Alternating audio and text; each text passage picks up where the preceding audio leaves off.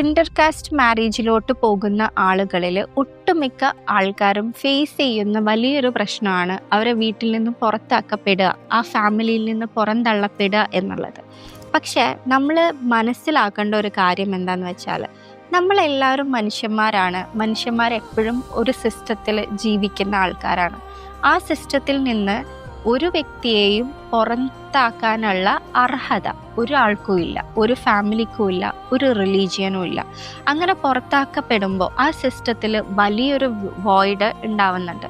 ആ void fill ചെയ്യാൻ ഒരു പക്ഷെ അടുത്ത ജനറേഷനിൽ ഇതേ സ്റ്റോറി റിപ്പീറ്റ് ചെയ്യപ്പെടാം. ഈ ആദ്യം പുറത്താക്കപ്പെട്ട വ്യക്തികളെ ഇൻക്ലൂഡ് ചെയ്യുന്നത് വരെ ഇത്തരം സിമിലർ ആയിട്ടുള്ള സ്റ്റോറീസ് വീണ്ടും വീണ്ടും വരും.